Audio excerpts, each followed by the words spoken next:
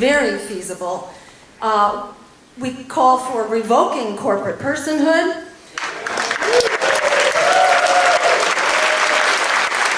with an amendment to the Constitution, restoring the vote to former offenders who've done their duty, who deserve their vote, and so on, abolishing the Electoral College and implementing instant runoff voting and proportional representation.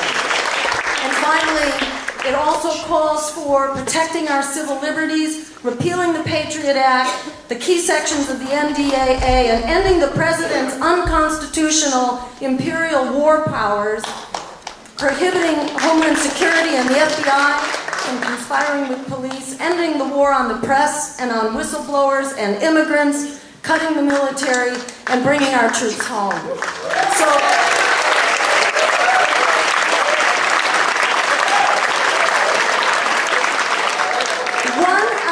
One out of every 2 Americans is either in poverty or low income. 1 out of 3 African American young men are in prison, on parole, or probation.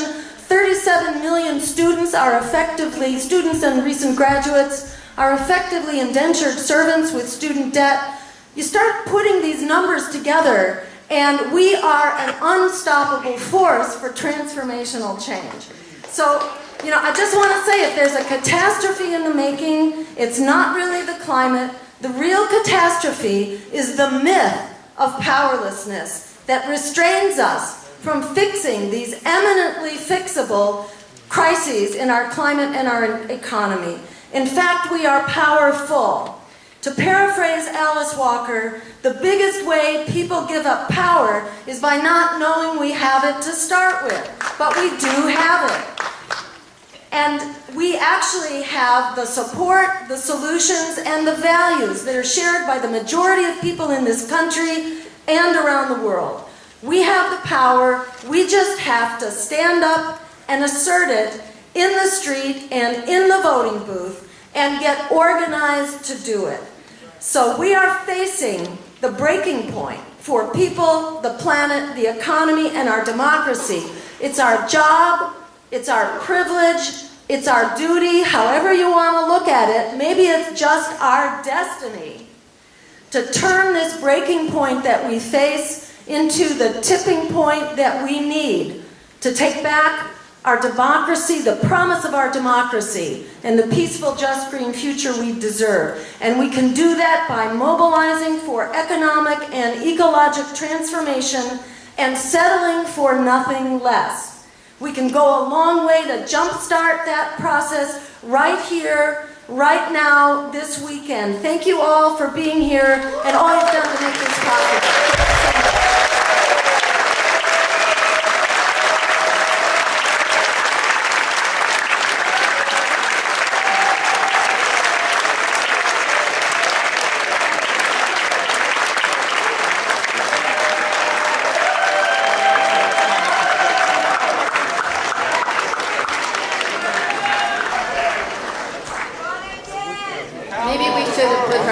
And we'd all go out really fired up. It's a bit of a hard act to follow, but I think that our final speaker is just what we need, and I'm very happy to introduce him because we have tried many years to get him to Left Forum, and he's always in Europe.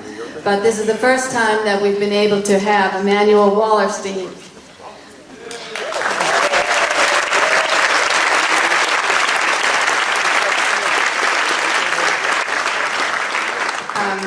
He's the Senior Research Fellow at Yale University. He's the author of The Modern World System, and most recently, European Universalism, The Rhetoric of Power. He was the director of the Fernand Braudel Center, the president of the International Sociological Association, and chair of the International Gulbenkian Commission for the Restructuring of the Social Sciences, whose report is called Open the Social Sciences. That sounds good, right? I heard him speak just in the previous session, and he's contributed, he mentioned that he's contributed to a book called Does Capitalism Have a Future? So I think we have to get that book. Immanuel Wallerstein.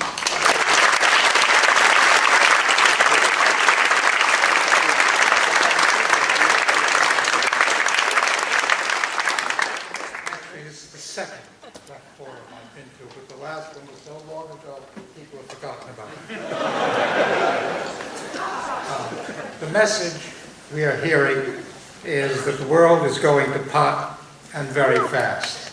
And I entirely agree. However, the real question is, what should we do about it? Now, I just gave a session called Conversation with Me, in which I spoke for a half an hour. I spoke for a half an hour, condensing what I should have taken several hours, if not more, to say, and I cannot condense it further. But I have to tell you the bottom line of what I said in order to talk about the issues that have been raised today. All systems have lives. That's true of the tiniest system that we can conceive of to the entire universe. They come into existence at a certain point for certain reasons, and that has to be explained. They have a normal life, and they have rules that govern this normal life, and they have to be elucidated, but they have internal contradictions which culminate at a certain point such that the system is in structural crisis, which means it cannot survive as that.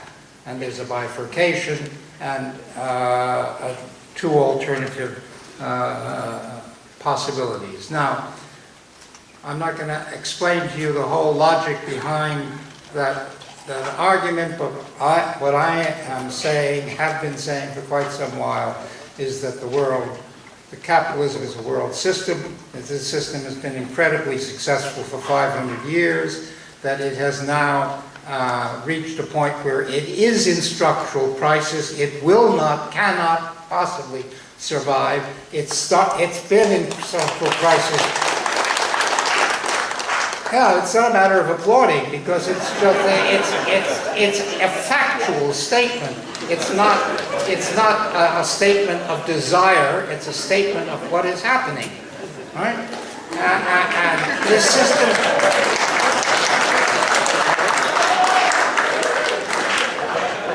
This system has been in structural crisis since at least the early 1970s, and will be in structural crisis for another 20 to 40 years. I project not 2050 as sort of the end, but that whole period of time is a period of structural crisis, and therefore of chaos. And chaos means enormous fluctuations that are uncontrollable, and a bifurcation into two alternative outcomes. One alternative outcome, I just give them names. I call one the spirit of Davos, and one the spirit of Porto Alegre.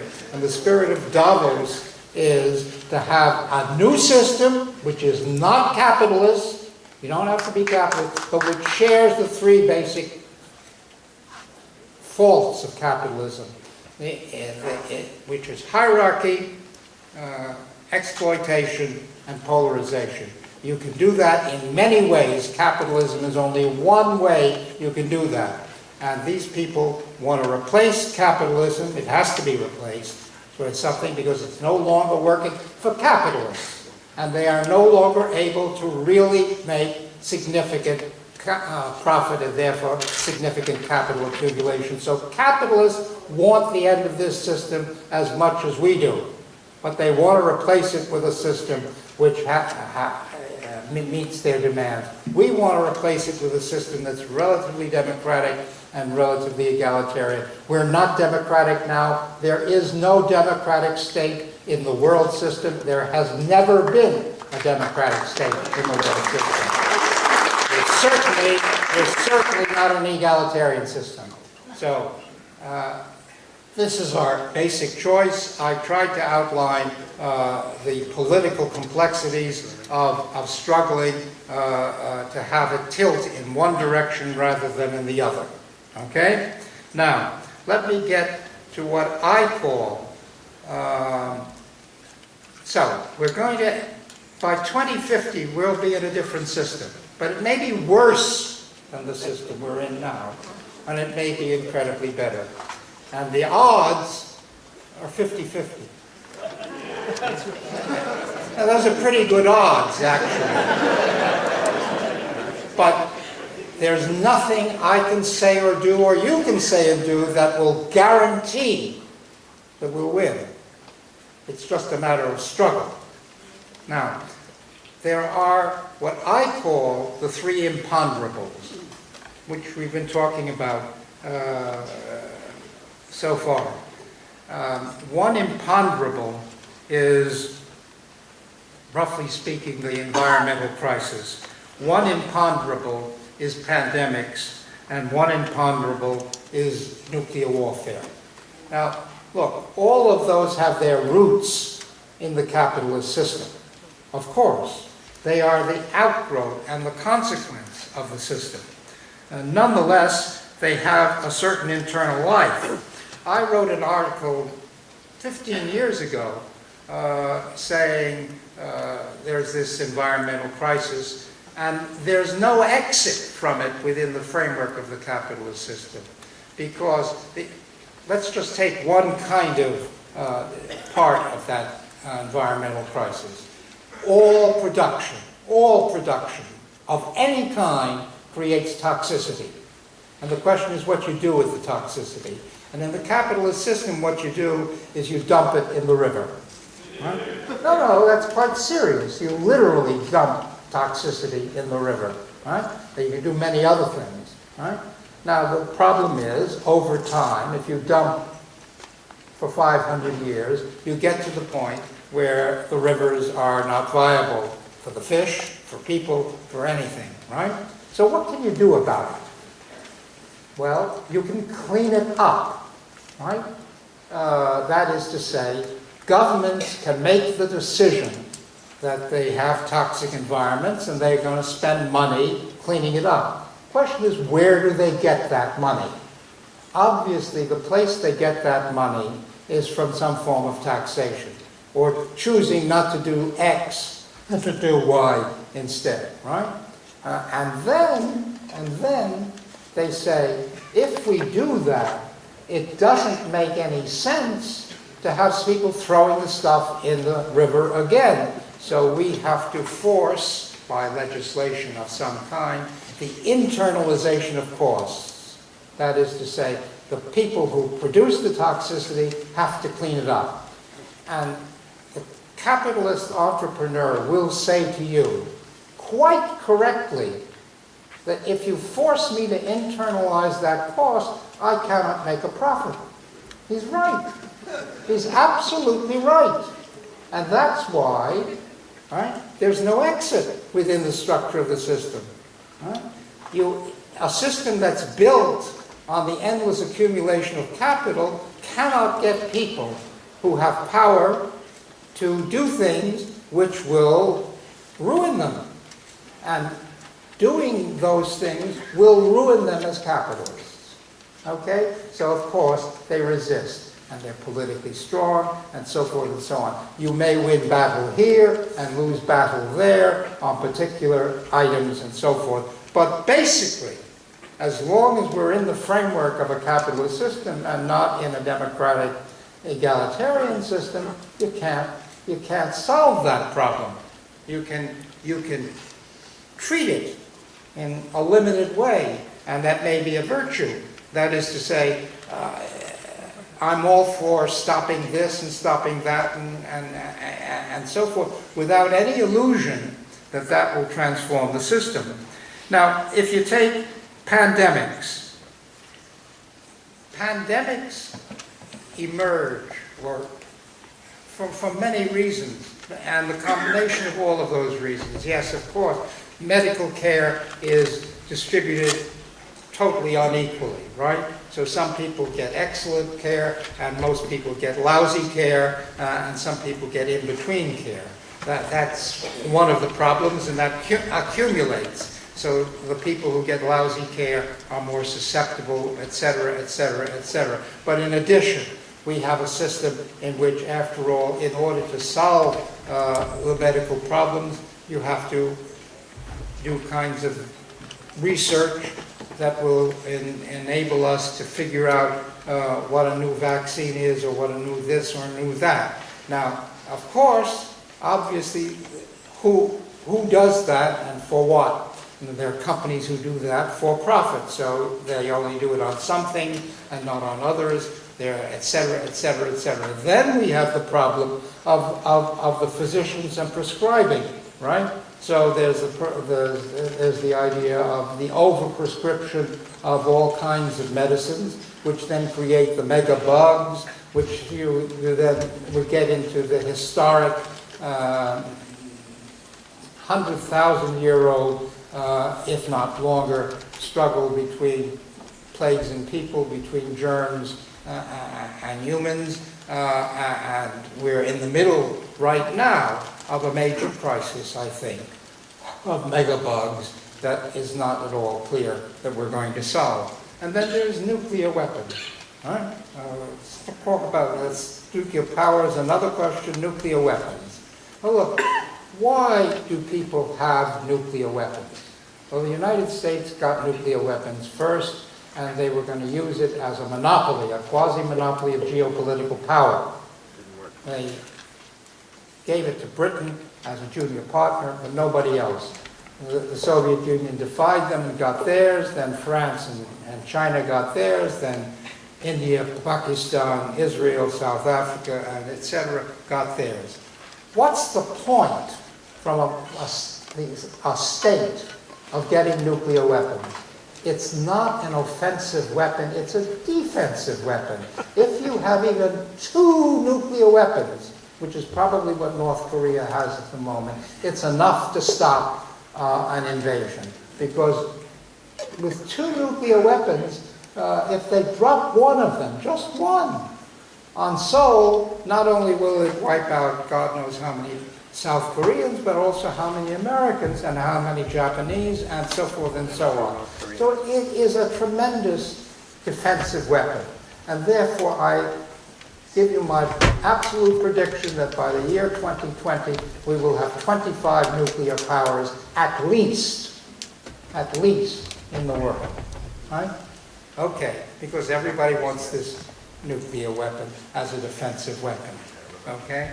And it's perfectly rational. If you are Iran, think of it. Just put yourself in the place of Iran. There are 9 other known nuclear powers in the world today. 8 of them are within range of hitting Iran. Only one, North Korea, is not in range. Okay? Now, if you're sitting in the seat of government of Iran, is it irrational to say we should have a defensive weapon? Of course it's not irrational. Any sane Iranian leader would do it, and they will do it. The one thing I believe when the U.S. says it is that they're lying through their teeth when they say they don't want to develop nuclear weapons. Of course they do. And they will. They will because, I can't go into the whole geopolitics of it now, they will. Right? And what it changes is geopolitical alignments. So it weakens Israel, there's no question about that, and it strengthens Iran, and it strengthens various other governments and so forth. And all this is part of a situation in which the U.S. no longer has the power to stop this, does not have that power, but no one else has the power to control the situation. So we have, in fact, a chaotic geopolitical situation in which there are 8 or 10 or 12 centers of power, right, vying with each other. Now, look, the real question before us, if we say that we're going to have a new system in 2050 and it all depends on us and what we do about it and so forth and so on between now and then, is whether what I call the imponderables will in fact explode, so to speak, before 2050. Anyway, if the other side wins, they will explode. That's no question. But before somebody can really stop it, because now nobody can really stop it. Okay? And let's take them one by one. environmental change, well, the most dramatic part of that is climate change, and everybody is talking about climate change, and the figures are devastating and so forth.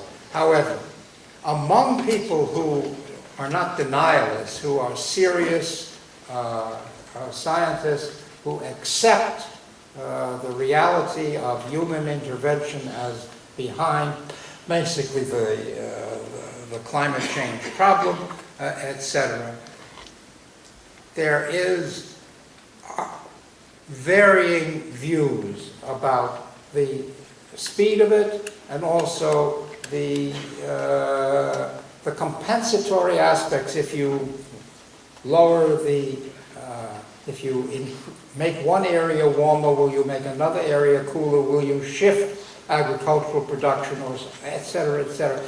The whole question is how fast this will go, and the answer is, I'm not sure. I'm not sure. Other people may be sure. Okay? Pandemics, right? I think it's very dangerous, but how dangerous? Is the great pandemic that's going to wipe out half of human population going to occur in 2032, or is it scheduled to occur in 2062? I don't know that, and I don't think you know that.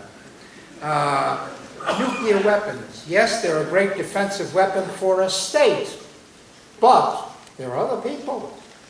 You have non-state organizations who don't have the same necessity to survive that a state has, and who, Al-Qaeda is just one possibility, who want these weapons and want to use them because whatever. We also have the possibility of Dr. Strangelove. Look, if President Obama were to decide to drop a nuclear weapon on some country, he makes the decision. He doesn't push the button. He calls somebody, I don't know by what mechanism, some communication to some general sitting somewhere in some bunker and says, now you push the button. Right? Now that general is supposed to only push the button if he gets the communication from the President of the United States. Well, we had a whole famous Dr. Strangelove book that was very successful and so forth. And it's not impossible. It's not impossible that some either nut or some person who has a particular ideology happens to be sitting on that button and pushes the button without the President of the United States telling him to push the button. So Dr. Strangelove is a possibility. It's unpredictable, but there are humans involved in this process, right? It's not just the heads of states that are involved in this process. It's supposed to be just the heads of state. That's why you have the red telephone, famous red telephone between U.S. President and the Soviet Union during all those years. It was to prevent mistakes, but mistakes could possibly happen. So let me summarize all that. Right? We have these imponderables. What we don't have is the timing on the imponderables. Right? And if any of them were to occur before the end of the bifurcation process, right, it would, of course, affect the outcome. One of the possibilities in the bifurcation process is that we will still have a world system, just a different world system. But another possibility is we move into multiple small systems, as we had in the world for all of human history. We had a multiplicity of coexisting different kinds of systems. It's only very recently that we've had a single world system. So it's quite clear that if you wipe out half the world through a pandemic or through a nuclear operation or through a collapse of the climate, et cetera, et cetera, et cetera, what you end up with is a different kind of world into which we are creating whatever we're creating at the end of the bifurcation. Look, in Latin America these days, they talk a lot about buen vivir. Buen vivir is itself a translation from Quechua and from other indigenous languages of the Americas. And what is buen vivir supposed to mean? It's supposed to mean something like this, that growth per se is not a virtue. Growth is a cancer. What is a virtue is reflecting rationally and carefully on our ladder of values and what we want to preserve and what we don't want to preserve. Now, I often use the example in discussions about so-called development of Denmark. Denmark is a small country. In the middle of the 19th century, it was what we consider to be a backward country. It was a poor country. Right? Now, whatever process they used for state development, it worked. Denmark comes out on the top, or nearly on the top, of every conceivable measure, including that of the welfare state within Denmark. Right? Okay. That's a very, very expensive thing to do. If the whole world were Denmark, we'd go under. But everybody wants to be Denmark. There's no country you can go to and say, well, sorry, there's no room for another Denmark. You can't become a Denmark. So, in point of fact, the reality of the world is that if we want to survive, we have to have a civilizational change. And the civilizational change means, for example, that our real standard of living as we now measure it in terms of commodities has to go down everywhere, but especially where it's high. Now, that isn't an easy message to pervade, and it isn't one that immediately is going to rally the troops everywhere, but it is a realistic reality. We cannot all be Denmark. The world doesn't have space for it. It doesn't have space, it doesn't have resources, it just can't do it. That's why we're fighting everywhere now over water. Water, you can't live without water. Well, at the moment, some people are living without water, and there's a struggle going on so that more people will be living without water in order that some people over here live with water.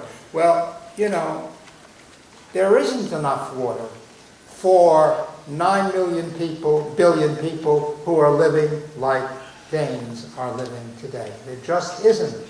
So we have to agree on living in a different way, a buen vivir, which requires a civilizational change that is a much greater transformation than merely solving some of these problems. Let's just take carbon emissions. I mean, I'm all for limiting carbon emissions. Tell it to the Chinese. I mean, the Chinese say, yeah, but we're behind. What does behind mean? It means we're not living at the standard of living of the United States. Right? There's no reason for us to live at a level below that of the United States. Right? So you've got to either give us all that you have, 50% of what you have, or you've got to let us do this, or so forth. And that's why no agreement has been reached, and no agreement will be reached between the United States and China about carbon emissions. That's just one of the multiple examples of the impossibility of resolving this within the framework of the capitalist world system. So, there's my message. Thank you.